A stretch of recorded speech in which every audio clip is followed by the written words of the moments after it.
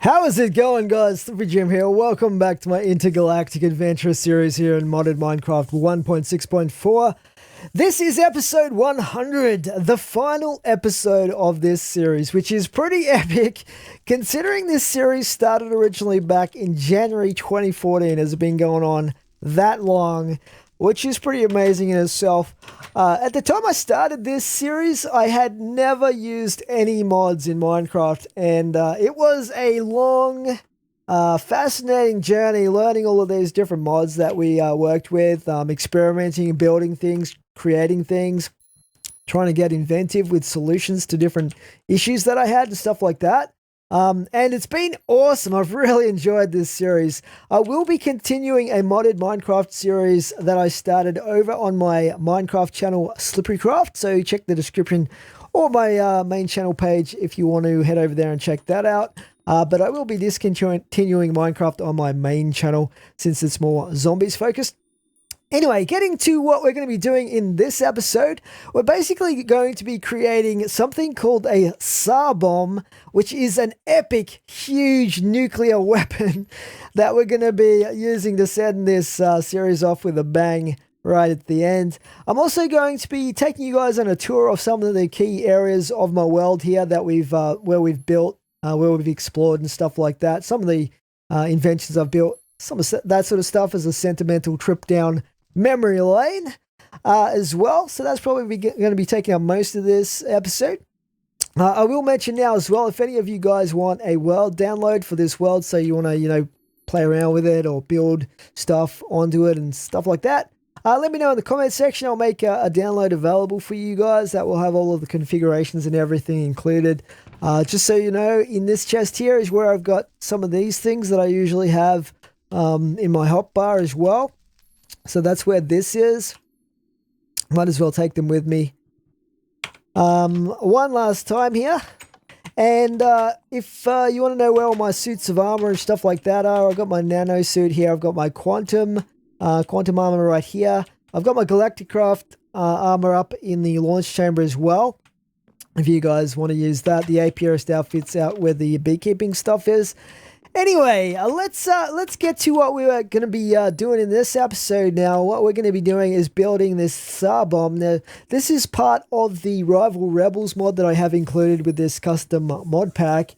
And it is a multi-block structure. So to build this bomb, you actually need a bunch of different things. Thankfully, most of the recipes are pretty cheap, although some are quite complicated. So first of all, what we're going to need is we're going to need 4 of each of these nuke bottoms and the nuke tops as well. So we should be able to make some of these up, hopefully. We're also going to need a set of pliers. So, oh god. Okay, we got tons of pliers. Way too many pliers. I shift clicked on that by accident. You think I would have learned by now. Anyway, let's make some of these up as well. 1, 2, 3, 4. Looks like they stack, which is handy. Get rid of that. Chuck the rest of those in there. Now, the other things that we need, apart from 4 of those each, is we need something called a fuse right here. We'll make one of those up. And let's just put those down here. Fuse up there. We also need some antennas. So these are a little bit more complicated to make, I think. We need some detonators. So we need some extra rockets, so make some of those up. Thankfully, they're literally dirt cheap. Try and make that one. I'll make an extra one there because I think we'll need it. Okay, let's just see here. So I need 1, 2, and I think I need a third one. Let's just chuck some of those in there. Put that back in there. So we got the 2 antennas that we'll need. We'll also need a chip. A lot of different chips that I've got in some of the mods in this game, but it's this one here, the Rival Rebels chip. This is a little bit more complicated to make. So for this, we need an antenna and a detonator, which is why I made the extra antenna up. We need a loader. So we'll see if we can make that up. And then we need, what are we missing here? One of these. And toasters, okay. Is this like a Cylon design? What the hell, man? All right, let's just, what are we missing now? One more thing. Set of pliers, which, yeah. I've definitely got you for the pliers. There we go. So get the chip made up. So I think that's pretty much everything we need to actually build the bomb itself. But what we also need is we need the fuel for the bomb. And basically for that, we need two different kinds of rods. So the first is the nuclear rod, which looks like I have some already. So we'll actually grab all 5 of those. So the more fuel that you put in, the more powerful the explosion is going to be. So I think you can put like 8 of each of the 2 types of fuel in to get the maximum megatonnage of explosion. But because it is pretty powerful, I don't want to crash the game by going all out on it. Usually I would, but you guys know what I'm like. But this time we're going to go with a little bit over half. So the other thing we need is the hydrogen rods. So it looks like I need to make some more of these up. So we'll just get a couple of those. What am I missing here? Some water buckets. Okay.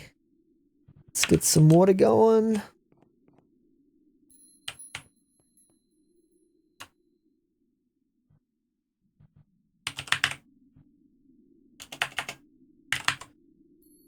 Hydrogen. So you want to have the same amount of nuclear rods as you have of the hydrogen rods so that it doesn't unbalance the weapon. So 5 of each, that should be fine. So we've got everything that we need now to get this thing set up. Let's do that now. So where I'm thinking of building this, let's just get rid of those buckets. I'm thinking of building it out here, right next to my base here, probably near the beacon. So we'll put it here, I guess. So how you make this thing is basically you have to put 4 of these and 4 of these down like that. And then what you need to do is you need to give it a little tap with the pliers in the corner here, like that. Bingo! Check it out, guys. How awesome is that? Oh, so awesome. So awesome. We can actually ride on the bomb here. Oh, God. Weird, man. I'm actually inside the nuclear weapon. Interesting. So, yeah, I guess it's empty because we haven't loaded the fuel in yet. But it's pretty cool looking, isn't it? It's pretty epic. Basically, this mod is a PvP type mod. But I thought I'd try out some of the things in it. So we use some of the weapons when we're in space and stuff like that. Okay, so let's put this together. So basically what we do is we put the antennas in there. We put the fuse in there. The chip goes in there. Oh, actually, I forgot one thing, which is the final thing that we need to detonate this. But we'll get to that later on. Then what you want to do is you want to put the fuel in here like this. And down here as well. So you can see that there's some extra slots there if you want to make it even more powerful. But right now we've got 31.25 megatons, which is pretty sweet. That should be pretty devastating already. So the final step is to make this time bomb here. And what that does is it sets it on a timer to explode. So we're going to leave that. We're going to come back to it later on and set that off right at the end of the episode. So let's take a little bit of a tour around the base. I'm going to show you guys some of the things that I've built that I'm really happy with how they turned out and stuff like that. Starting with what might seem like just a tiny little thing, but this setup here, this ender chest set up with the MFSU is actually been really, really amazingly useful. And this is my own design right here. So basically I've set it up so it's got all these filters in here for all the stuff that I need to recharge. So basically my quantum suit, which is the main powered suit that I use. I've also got the Vajra. I don't really use these anymore. And we have the chainsaw in there as well. So you can change this configuration pretty easily. But basically what happens is in this ender pouch that is linked to this ender chest with the red die, basically you just stick stuff in there that needs charging. If it needs charging, which this doesn't because it's fully charged already, it will basically go in to the MFSU automatically. Then when it's finished charging, it will go back into the ender chest, and I can just pick it back out of my ender pouch. So I've got something fully recharged. Why is that useful? Well, basically, if you're off in the Twilight Forest or somewhere like that, you can remotely charge your gear and your armor, which is epic.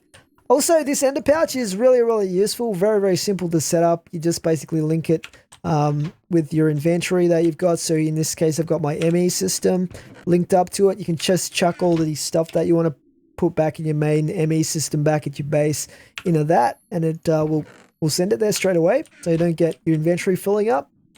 Over here, we've got some of the tools that we made. We've got like the gravity gun. We've got the bunch of the portal guns through there. Actually, all of my machines here. Over on this side, I've got the these ones are the industrial craft machines. Over here, we've got a couple of forestry ones, and we've got the thermal expansion machines here as well. And I think these are the railcraft rolling machine and stuff like that there as well. Downstairs, I've got my recently created molecular assembly chamber, and basically we got a few of the patterns in there for auto crafting. There's a whole bunch of space though if you want to put some extra stuff in there that you want to auto craft. This is my power setup here, so I'll talk about that a little bit more later.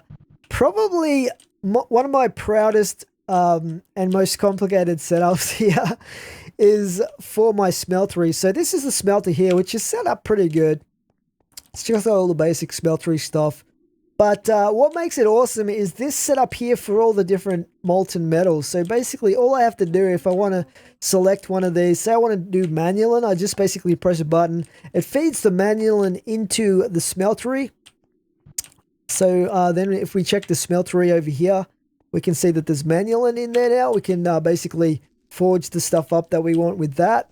Then when we're finished, if we have leftover, what we do is basically press this button, and that will send the manulin back, and it'll automatically send it into the specific tank that it goes into. So that is a pretty awesome setup. It works for all the different metal types. So I'm really happy with how that turned out. I mean, it's probably more overcomplicated than what you actually need for a smeltery, but I'm really happy with how it turned out. Over here is some of the actual machines that I made here. So with tinkers, so we have a couple of the main ones. The hammer, which was a pretty awesome hammer for mining, prior to me getting the Vadra and stuff like that. So it's got like haste, silk touch, all of that stuff on it. It just smashes through massive blocks of stone when you're mining with this thing. Over here, I've got the guillotine. So the guillotine is basically specifically made so that I can behead mobs with it. So mainly so I could get the wither skeleton skulls with that. So that's got a lifesteal enchantment on it, lifesteal upgrade on it, and some stuff like that. Over here, this setup here is a little bit unusual. It's like the lacerator from factorization, and it also uses this slag furnace. So basically, when you go into the end and you get some of these really rare ore, like the cobalt or the cobalt or the ardite. I think it's ardite. One of those anyway. Yeah, I'm pretty sure it's ardite. I'm pretty sure I put them together. I couldn't remember if that was an alloy or not, but basically those mix to give you manulin, which is one of the best metals you can use with tinkers in the game. But basically if you get some cobalt ore and you process it through the lacerator and this slag furnace, you actually get the most possible amount of ingots out of it that you can actually get. So that's why I've got that little setup over there in the corner. Through here, this is where I got my dark room set up. We'll just turn the light on in here, but this is basically my automated XP farm.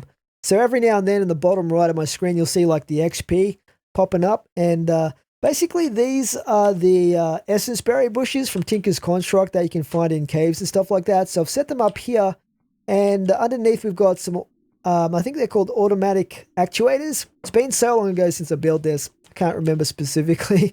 But what they do is they'll automatically pick any of the essence berries that get produced when these things grow, and they'll basically feed the XP essence up through these vacuum hoppers, up through these pipes, and that will send the XP in liquid form through those pipes into my tanks over here. So right now, I've been collecting this a long time now. I've nearly got 2 full tanks of XP. And they basically feed up to my enchanting room up there, where I can just click on the tank there of XP and just get as many levels as I need to enchant stuff, which is pretty awesome. Over here, I've got my honey as well, which gets squeezed, and we use that for a lot of the beekeeping, more advanced machinery. Over here, I've got my blast furnace for creating steel, coke oven for creating coke.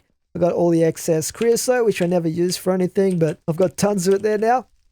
I've got my DNA tank as well from the bees.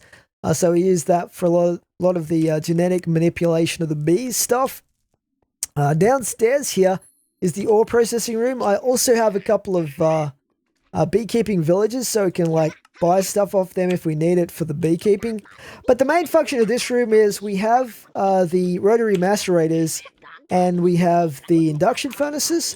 So basically, when I have a quarry going, which is like mining a whole bunch of ore, it automatically sends it through to these to get processed. So it macerates them in here, and then it burns them in the furnace to get the actual ore produced, and that sends it back to my ME system. So basically, it gets automatically processed as it gets mined, which is awesome. This is my power setup here. So basically, I've got 2 different kinds of power generators. I've got the thermal expansion and magmatic dynamos, which are probably the main ones that I'm using. And over here, what I've got is the geothermal generators from Industrial Craft 2. Both of these run off lava as their source of energy. And that gets sent from my nether lava pump, which gets sent through to the Tesseract here, feeds it into all of these massive banks of generators, and that produces all the energy that I need. I've never really had to worry about energy. All of these machines are powered by that, basically. Yeah, so that's a pretty good setup. Now, the lava actually comes from the lava pump, which is set up in the nether. So I'll show you guys that setup because it's pretty cool. And this is the one thing that you do have to occasionally do some maintenance with, if you like, in that if it runs out of lava in the spot that you've put it in, you need to actually move it to another spot where there's more lava. So I'll show you guys that lava pump set up in a second, but this is where I put the apiary when I was doing the breeding of some of these nether type bees that we needed to get the, I think it was the larger area of effect trait. So this is just where I set it up, because I talked about that in the last episode, I think. Yeah, anyway, let's go through to the lava pump. So this is where the lava pump is set up right here, still working away automatically. So basically this machine here, the redstone engine, that is actually powered by the lava itself, I believe. And then it sends that through to the ender tank here, which sends it back to the overworld into all of those generators that we saw before. So at the moment where this is located, I've had to move it a couple of times, but it's right near an ender fortress, and it's just a massive lava ocean right here in this area. So it should last a long time here. It's been going quite a while, and it's still only used up that amount of lava there where you can see that cobble. So this is a pretty good setup here. All right, let's head back to the overworld.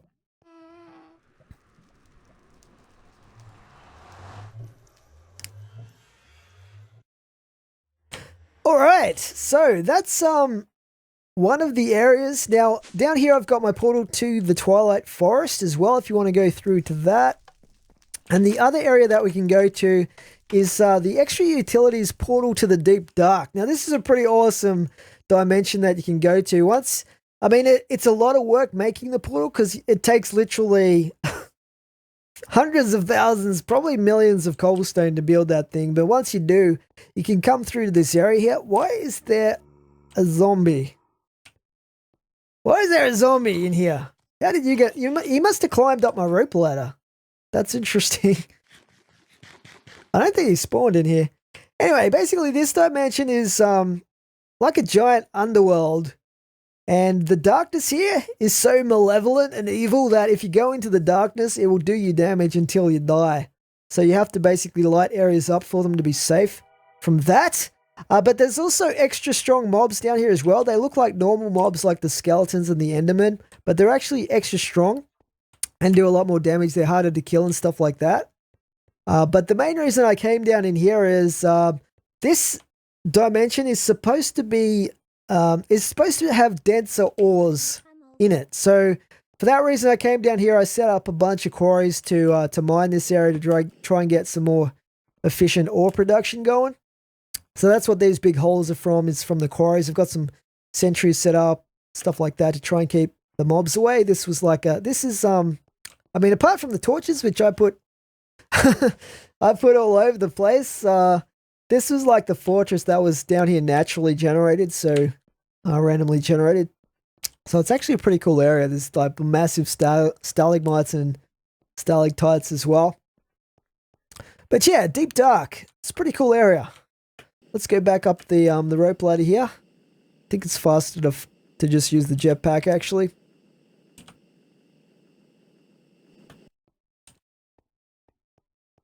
I mean, I could have put the portal up here, but I just like to go down there because it's pretty awesome dropping down into the world like that. Yeah. So, yeah, the base itself, this is basically designed after my player-built home from Skyrim. So, a couple of people recognized it, and this is the configuration that I went with when I built my home in Skyrim.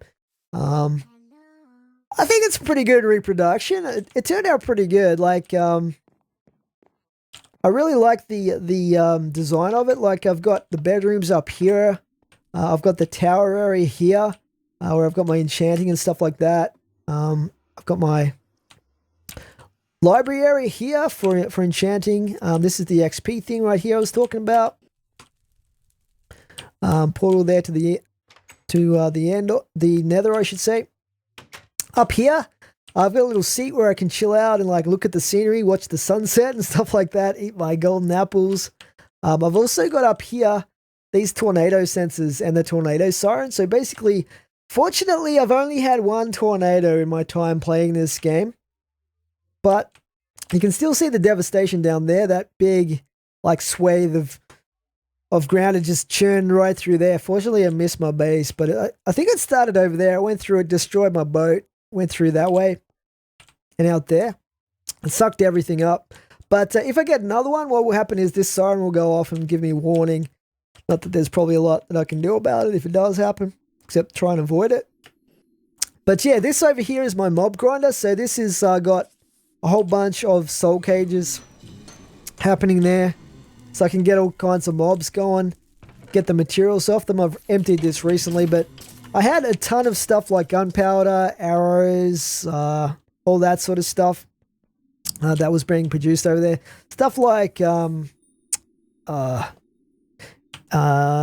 pearls. Some of that stuff is quite useful as well. And out here in my farms, I've got these automated farms as well. These are pretty epic, actually. I'm really glad I built these. So I've got two identical farms, but they're producing slightly different stuff. So down here, if we go down underneath here, you can actually turn the farm on and off with this switch right here.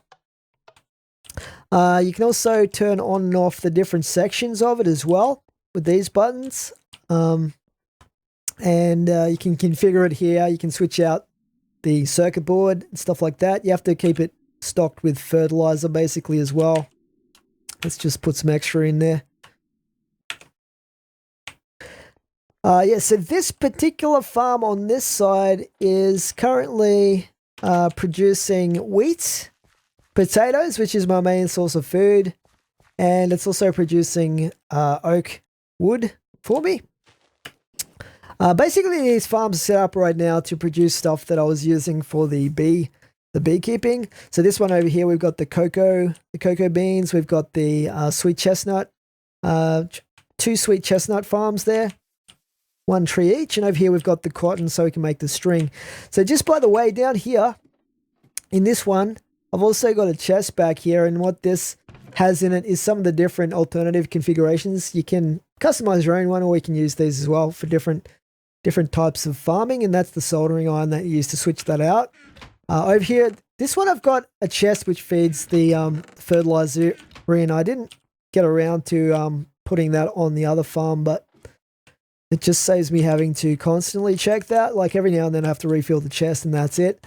Obviously here I have my beacon as well. So this beacon we've got 5 different primary powers and 2 secondary powers going. It's like the largest beacon you can build. Back here I've got my alvearies set up with the super bees to produce diamonds. If we look now at the amount of diamond shards I've got more than 90 of them, so it is definitely producing quite a lot of these for us. And over here I've got the super bees set up in the apiaries as well, because why not? I've got all of my serums here as well with the different traits that you can use to customize the bee traits for what you want. Some of the bee machinery over here as well. A couple of the butterflies that I've captured. I've just got a new one over here, this yellow one, which looks pretty nice. This here as well is my rubber farm. So I don't really need this anymore, but this was really, really important for getting enough rubber to build some of the early machines for the industrial craft mod and stuff like that. But this setup here is pretty awesome because, as you can see, like it's got a node on each part of the trunk all facing the same way. So that setup I did with the portal gun, which allowed me to basically, what I did is I planted a bunch of rubber trees, harvested them until I got the one of these blocks which has the node in it facing the correct way, and then just set them all up so I could just go along and get a whole ton of the stuff, which was pretty awesome. I've got a bunch of different trees as well here, which are almost like worth checking out by themselves. Some very exotic ones here. I've got over here I've got my upside down bloodwood tree. That's from the nether. The wood in that is the strongest durability wood that I can get in the game with the mods I've got installed. Over here we've got some of these cavernous vines from Mars as well, which do you damage if you stand underneath them, so I don't recommend doing that. Over here as well, if you guys remember right back in episode 1, this is where I had my first base that I dug into the side of the hill. So I set up a few of the first machines back here.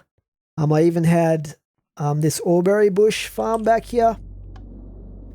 So we moved out of here when we built the main base, but it was my first ever home in this world, so it was pretty cool. I made this beach here as well with the little pool, natural spa over here. And I've got my ship, the Ender Pearl, the Black Ender Pearl. So this is, you can actually sail this ship. It's not just a fixed ship. You can actually sail this using this thing here. So you can actually sail it around and stuff like that. But we're not going to do that today. But it's pretty awesome. It's a pretty awesome mod. All right, so that's almost everything pretty much. What I'm going to show you guys next is we might actually go on a bit of a tour into space. And I'll show you guys my bases that I built in space. Take a look again at those before we finish things off by nuking everything.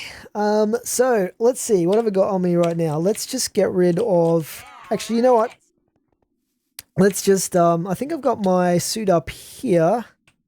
So let's switch that out there. Put on my oxygen gear.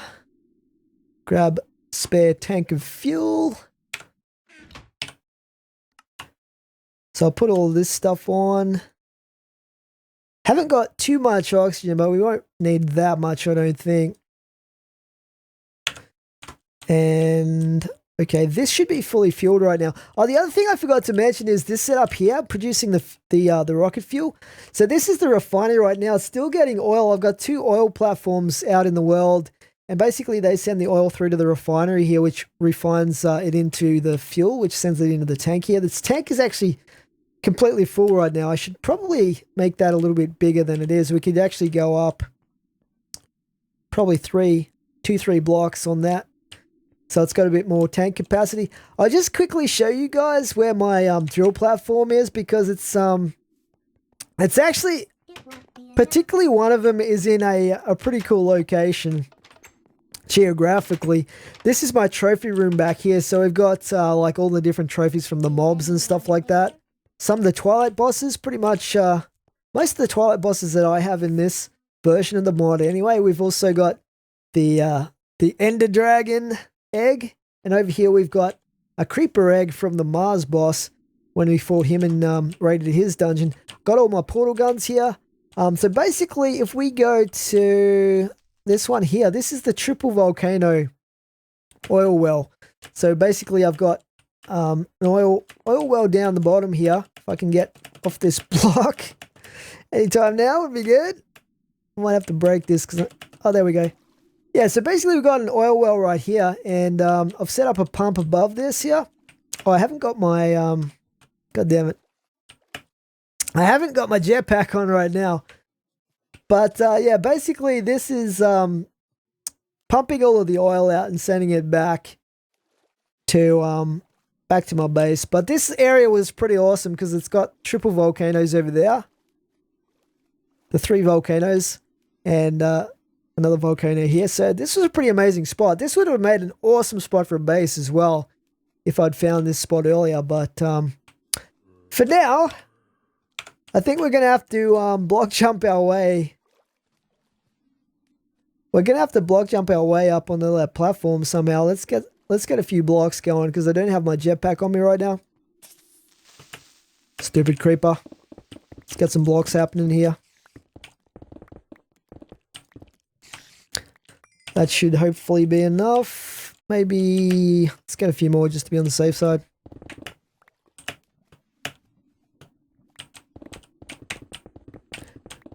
Yeah, this Vajra is like super OP multi-tool / weapon. It's very expensive to build because you need a lot of iridium for it, and quite complicated as well. You need a lot of technology, but we build this eventually. Definitely been worth it. Now, what am I doing wrong here?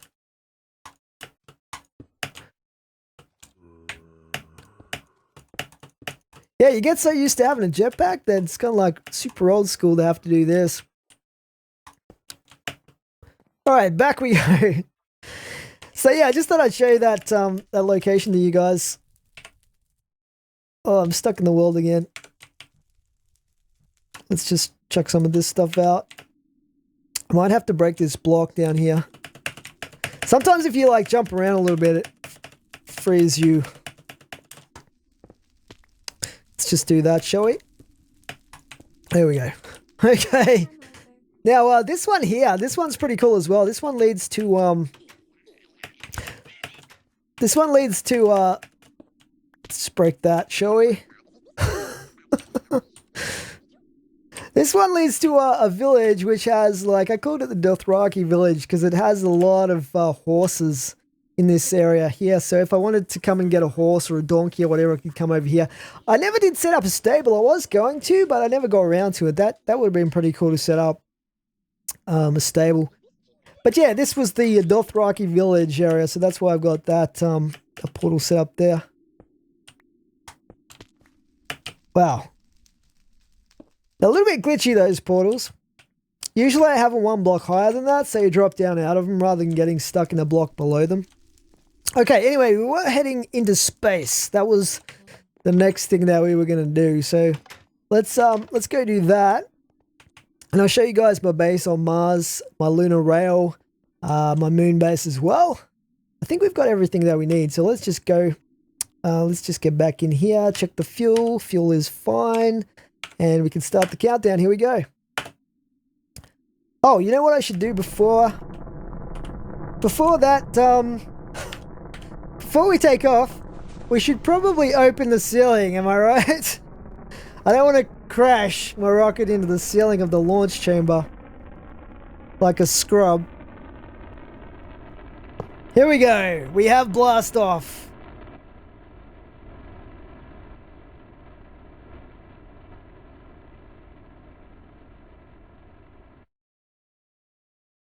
Okay, so we're gonna go to the moon first. Let's do that.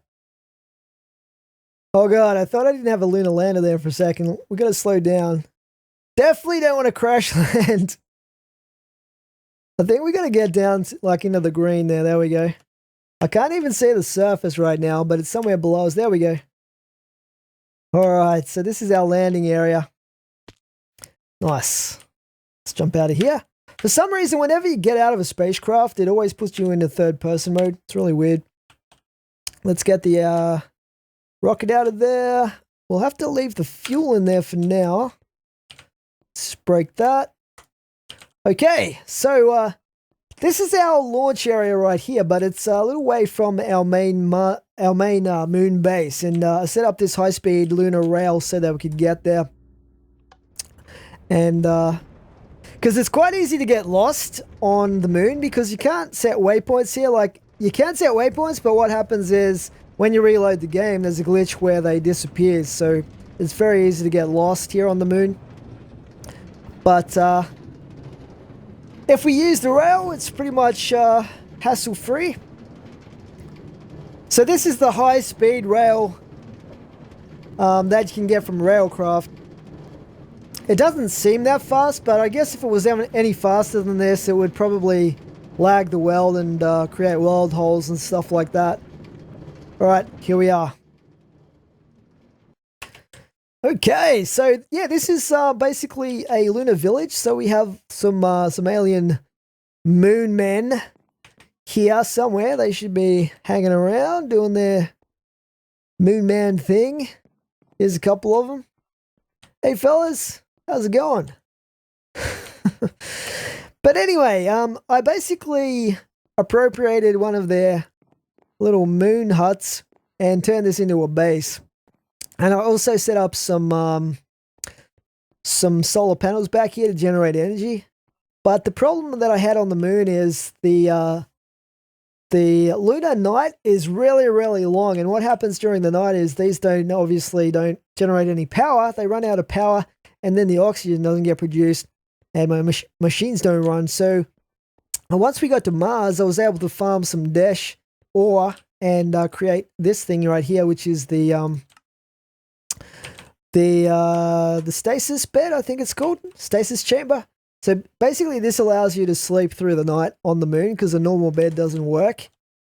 And that then means that these are viable as a means of producing production constantly here for the base. So the oxygen that I've got going here is basically the bubble style of oxygen. And this is where I produce the oxygen right here. So wheat produces oxygen.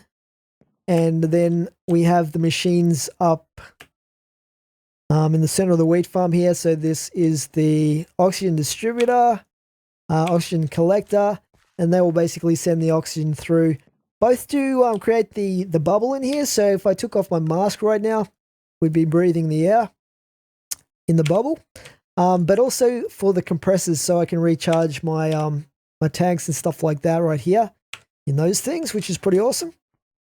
So yeah, this is a pretty basic base, but it was our first effort at space colonization, if you like. So I was pretty happy with it. But I was always going to like spend more time on my Mars base, which is what we ended up doing. So anyway, let's head back to our launch area, and we'll head off to Mars next and have a look at that base, which is pretty awesome.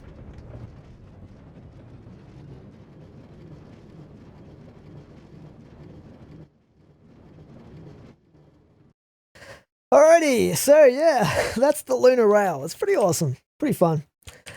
Okay, let's set up our.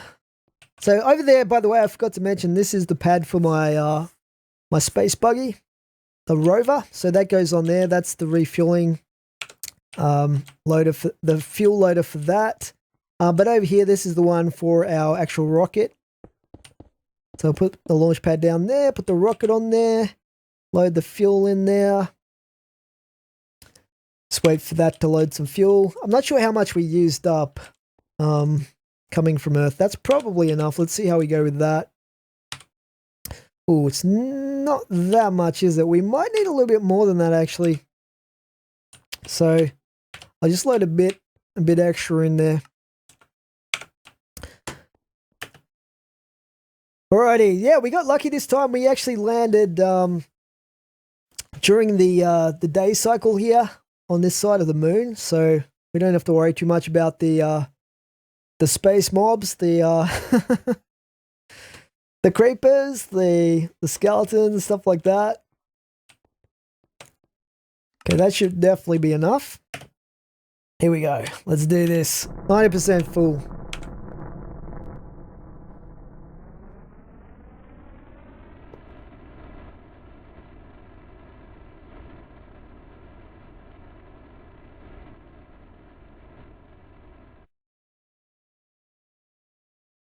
Okay, so we're going to be going to Mars. And yeah, we have the Mars, sort of the bouncy ball type lander on this one. I don't think you can slow down too much with this one, but we should eventually come to rest after we bounce around a bit here.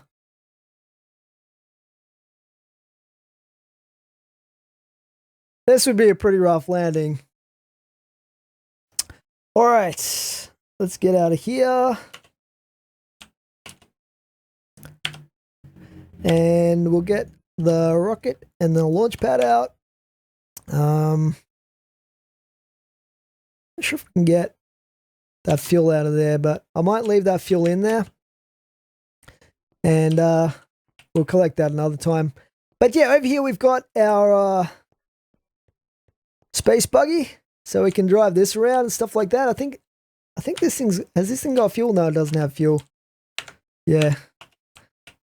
We would need to load fuel into it, but I don't know if... Oh yeah, there we go.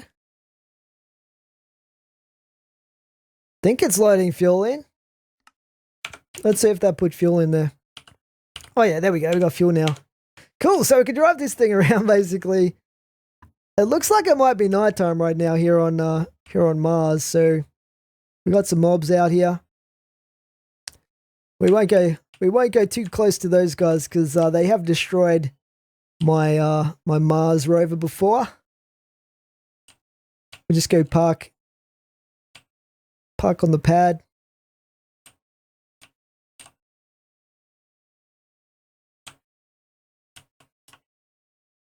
Alrighty, yeah, so basically this is my Mars base right here.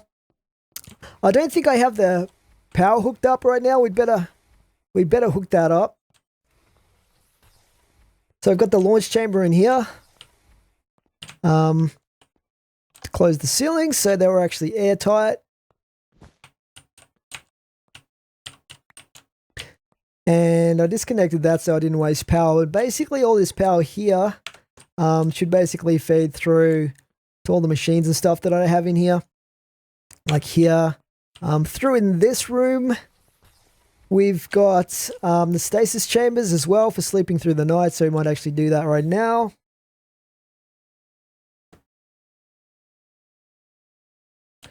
And we've also got the compressors for refueling the oxygen tanks. A few energy storage modules as well, basically for storing the power that we get from the solar panels. Over on this side, in this chamber, what I've got is the NASA workbench here, which is where you basically build stuff like the rocket or the buggy and stuff like that. Basically, you do need the schematics and stuff to be able to build them, but that's where you do it. And I've got a couple of these slimeling eggs as well, and this is my pet slimeling, Angelica. She's she's yellow. So basically, she's a pet, and she'll follow you around if you ask her to, and you can even put like a little backpack on her, and she can store stuff for you and things like that. It's pretty cool. Out here, this is sort of the entrance chamber where I've got my old GalactiCraft armor before I upgraded to the Dash stuff. I've got an ME terminal here as well. So basically you can take an ME drives from the overworld and bring them up here into space and like load them in here, and then you'll have access to all your stuff, which is always good. Basically a furnace, some stuff like that. Yeah, a couple of chests and things like that. Outside here, I've got another solar array. This one's a lot bigger than the lunar one, and it's set up obviously to collect all the energy, send it through to the base. So it's collecting energy right now. And the other thing that I've got over here is another another oxygen farm. So this one is bigger than the lunar one again. It's got 3 levels of wheat up here. And basically collecting the oxygen, sending it through to my base. And over here we've got the mine where I go down there and mine the Desh ore as well, which is unique to Mars. So yeah, this is my Mars base. I'm actually really happy with how this turned out. The design is pretty awesome. It's completely sealed as well, and instead of having the bubbles for oxygen within the base, it actually has these things here. So it has the oxygen sealers. So it actually, every room of this base is sealed and is pumped with oxygen. So I could take off my suit and still be able to breathe the air in here perfectly fine. So yeah, it's pretty awesome. I'm really pleased with how this base turned out. Anyway, we are going to be heading back to Earth to detonate our nuke to end the series. So let's just set up another pad here. Plonk down our rocket, refuel that again, load the fuel. While we're waiting for that, I might just go get the fuel out of that lander that we came down in. It's over here somewhere, if I recall correctly. Got a few of them around the place now. Like every time you land, it gives you another one. Is this it over here? Let's just go check.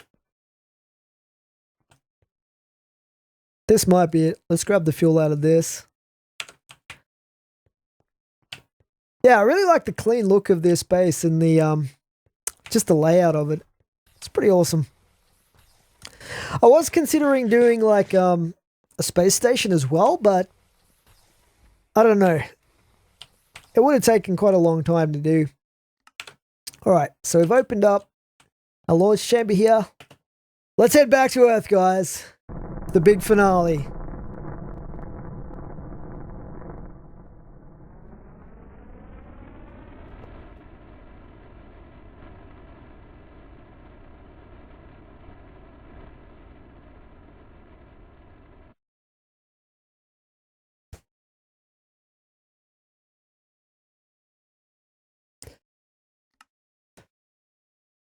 Okay, return to Earth, and it's raining. All right, let's parachute in here.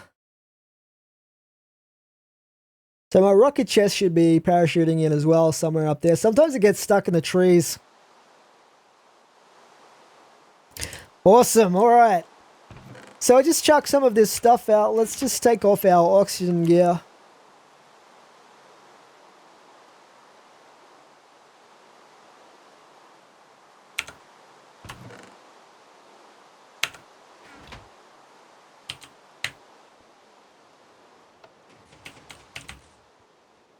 And just before I forget, we'll switch out the armor.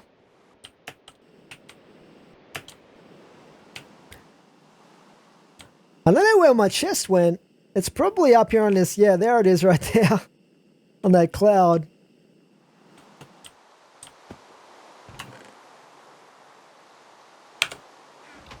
We'll just leave it up there for now.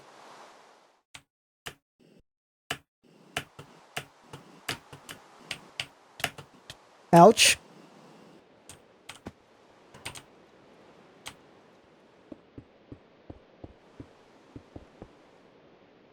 Okay, cool.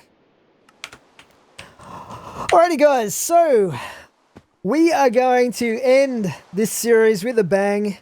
Let's just sleep through the night here.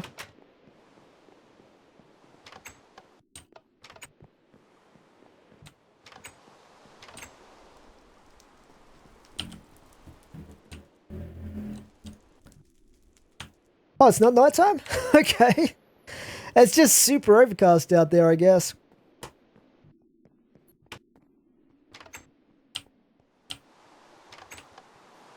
Damn. That's quite the heavy rainstorm right there. Well, while we're waiting for that to finish, let's just build the final component that we need to complete this bomb, and that is the time bomb. Let's see, time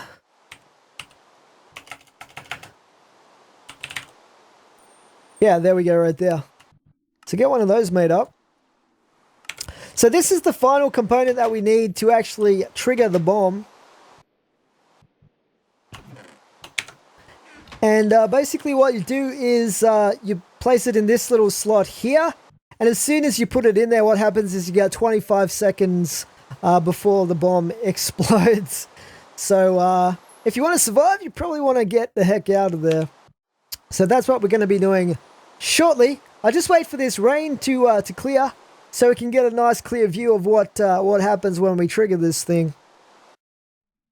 All right, guys. So the storm has gone. It's cleared up nicely here. Beautiful morning sun coming up over there on the horizon. It looks like a beautiful day to set off a nuclear weapon, does it not? So one thing that I'll do just before we do this, because poor old Cobblepot here, we don't want him getting blown up. So let's just grab a lasso. We'll take Cobblepot and we'll take him with us so that he doesn't accidentally get nuked. And to set this thing off, what we need to do is we need to put the time bomb in there. So as I said, this is like 31 megatons. Nuclear device just about to be exploded right next to my base. Here we go. So we've got 25 seconds. Let's get the heck out of here. So we'll head over here probably. So hopefully we have a good view of what happens from the top of the volcano here. Let's just get up top here. Oh god. Something's definitely about to happen. Oh man, this is gonna be crazy. Whoa! Damn!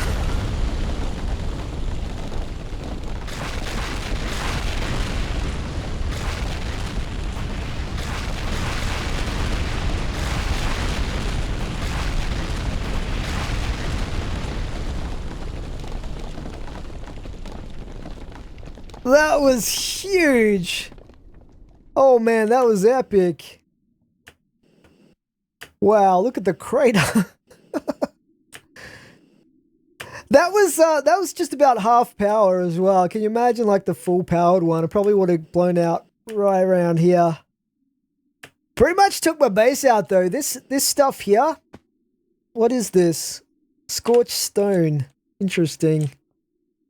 So my base. Oh, there's a few chests. There's a few chests left from like underneath my base. Wow.